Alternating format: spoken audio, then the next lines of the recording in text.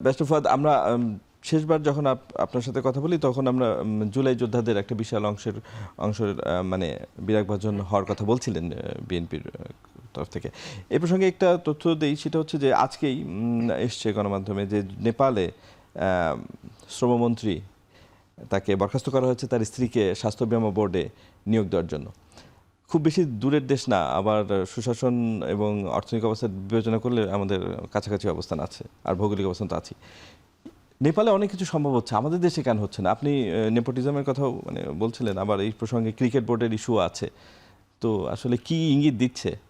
এটা তো খুবই দুঃখজনক আর কি, এবং এটা মানে আমরা পাচ্ছি না কেন? আমরাও তো জেনজিরা আমাদের একটা অভ্যুত্থান এনে দিল, পলিটিক্যাল পার্টিরাও ছিল। যেটা হচ্ছে যে নেপালে পার্টির যিনি প্রধান হয়েছেন তো কাঠমান্ডুর মেয়র ছিলেন, উনি সেলিব্রিটি ছিলেন সেখানে।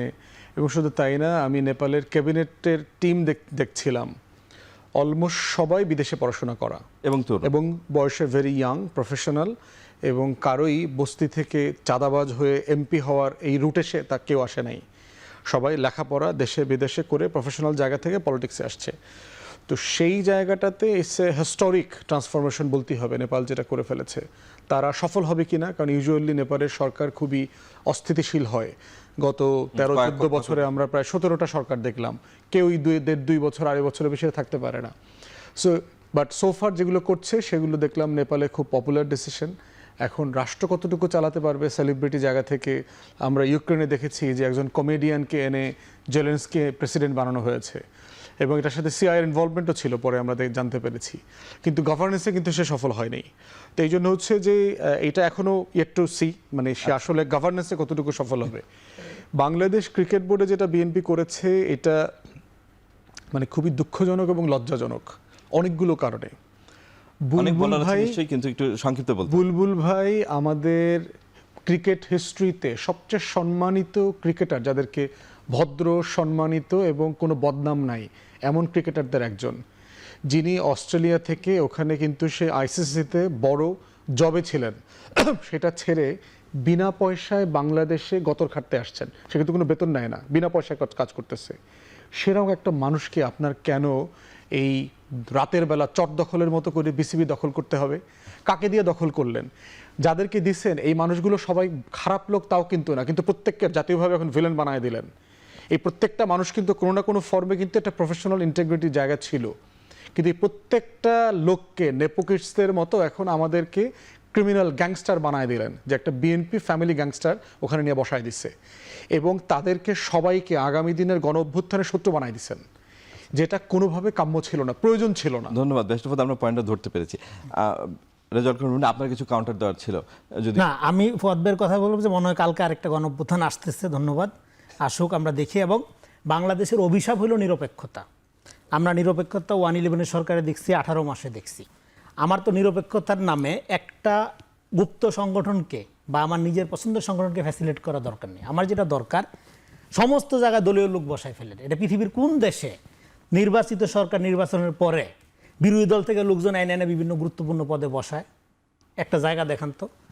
এখন এখানে বাংলাদেশে এটা অদ্ভুত, আমি প্রত্যেকটা জায়গা ধরে ধরে কাউন্টার দিতে পারি ফুয়াদকে, সেটা দেওয়ার বিরোধী দলের দেওয়া শেষ করি, সেইটা দেওয়ার কোনো দরকার এবং প্রয়োজন নেই। কারণ হলো এখানে যে রাজনীতিটা চলতেছে সেটা শুধু পারসেপশন ক্রিয়েশনের রাজনীতি। বিএনপির বিরোধিতার ধারে কাছে নাই বিরোধী দল, তারা এখনো পারসেপশন নির্মাণের জায়গায় আছে। এই যে একটা উদাহরণ দিল সারওয়ার তুষার যখন কথা বললে এসেনশিয়ালি মিথ্যা কথা বলে, একটা কাঁচা উদাহরণ দিই, সেটা হলো 2 দিন ধরে সারওয়ার নিয়ে এখন কথা বলি না, আমি আপনি উদাহরণ দিয়েছেন যে জন্য আমি আনতেছি। ওই স্টেটমেন্ট নিয়ে তুমি কথা বলো, ওই স্টেটমেন্ট ওইটা ধরেই বলতেছি, ওটাকে নিয়ে কথা বলো, ওইটা ধরে বলতে সে ডিফেন্ড করতে পারবে না। না, আমি ওইটা ধরে না ডিফেন্ড করব না, রেকর্ড আছে, অন রেকর্ড।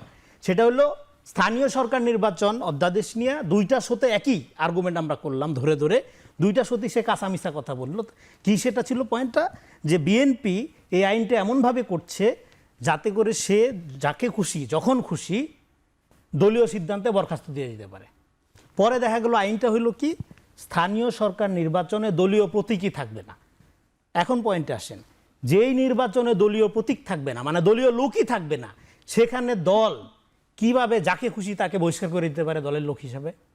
তার মানে একটা ডাহা মিথ্যা 2 দিন ধরে সে তর্ক করলো। এইবার বিএনপি কি লেভেলের আওয়ামী লীগ, যে আওয়ামী লীগ আপনার এই বিগত সরকারের আমলে করা আওয়ামী লীগ নিষিদ্ধের বিলটা বহাল রাখলো। এটা আইন করে ফেললো। বিএনপি আওয়ামী লীগ এমন আওয়ামী লীগ হয়েছে যে আওয়ামী লীগ নিষিদ্ধই করে দিল।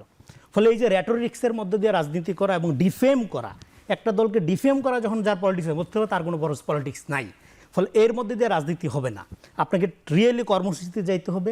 বিএনপির বিরোধিতা করেন, কি দিয়ে করতে হবে আপনার? Propaganda, narrative? নো, এটা ওয়ে না। আপনার ওয়েটা কি? পলিসি। বিএনপি পলিসি যদি ফেল করে বেটার পলিসি নিয়ে আপনি যান, জনগণ আপনাকে ভোট দিলে আপনি ক্ষমতা গ্রহণ করবেন বা দেশ চালাবেন, দায়িত্ব নেবেন, অসুবিধা নেই তো। কিন্তু তা না করে পারসেপশন ক্রিয়েট করা এবং প্রত্যেকটা জায়গায় ওভার সেন্সিটিভ করা, যেমন এই যে বিসিবির নিয়োগ, হ্যাঁ জঘন্য, এর আগামী গণঅভ্যুত্থানের শত্রু হয়ে গেলে বিসিবির নিয়োগ তামিম ইকবালকে ভাইসে আসছে। বুলবুল সবচেয়ে বড় খেলোয়াড়, বুলবুল সবচেয়ে গুরুত্বপূর্ণ লোক, তামিম ইকবালের অবদান কি? বাংলাদেশের ইতিহাসের এত বড় ওপেনার তো আসেই নেই আর কখনো। আমি রেগুলার ক্রিকেট ফলো করি। এইবার 3 জন এখানে বিএনপির নেতার ছেলে আসছে, তাই না? এই 3 জনকে ভাইসে আসছে। তুমি বলো বিসিবির নির্বাচিত কমিটি কেন সরাই দিতে হবে? এটা অ্যাডহক কমিটি করছে। নির্বাচিত কমিটির ত্রুটি নিয়ে বিএনপিকে আজকে নতুন আপত্তি জানাইছে, আপত্তিকে আগে জানাই নাই। সজীব মাহমুদ ভুইয়ার যে প্রত্যেকটা লোকাল ক্লাবকে ম্যানিপুলেট করে যেভাবে সে কমিটি করছে, সেটা নিয়ে প্রতিবাদ কি অন্তর্বর্তীকালীন সরকারের সময় করা হয় নাই? বহুবার করা হয়েছে, কর্ণপাত করা হয় নাই ক্ষমতার জোরের কারণে। ফলে এখন এটা একটা অ্যাডহক কমিটি করা হয়েছে। সবাই জানে অ্যাডহক কমিটিটা খণ্ডকালীন 3 মাসের জন্য, এবং কাদের নিয়ে করা হয়েছে?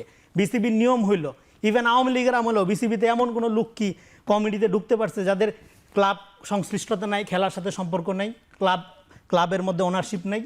এই যে এখানে 11 জনের কমিটির মধ্যে 3 জন বিএনপি নেতার ছেলে আছে, খুবই অন্যায় অপরাধ করে ফেলছে। এবং এই 3 জনের আপনি ট্র্যাক রেকর্ড দেখেন, প্রত্যেকে ক্লাবিংয়ের সাথে জড়িত, প্রত্যেকের ক্রিকেট ক্লাবের সাথে সংশ্লিষ্টতা আছে, শুধু সংশ্লিষ্ট ক্যারিয়ার আছে লম্বা। আমি পার্সোনালি চিনি কয়েকজনকে, 2 জনকে আমি পার্সোনালি চিনি।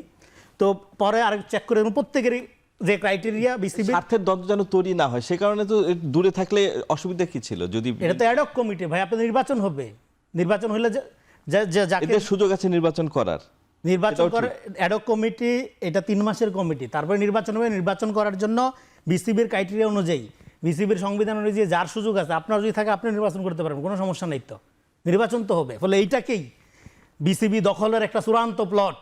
বিএনপি আজকেই কিম জং উন হয়ে গেছে, এটা মনে করার কোনো। আরেকটা রেসপন্স করি, এই যে ব্যাংক, বিগত সরকারের আমলে পৃথিবীর সবচেয়ে বড় আপনার অর্থনীতিবিদ হিসেবে যাকে মনে করা হয় এম মনসুর আহমেদ, এই যে উনি যে ব্যাংকগুলো একভূত করার কথা বলার মধ্যে উনি যে ক্ষতিটা করে দিচ্ছে বাংলাদেশে ব্যাংকিং সেক্টরে যারা চাকরি করে, উনি একজন গভর্নর যখন বলে যে অমুক ব্যাংকগুলো দুর্বল, সেই ব্যাংকগুলোর প্রতি মানুষের রাস্তা থাকে, সবাই টাকা তুলে নিয়ে গেছে।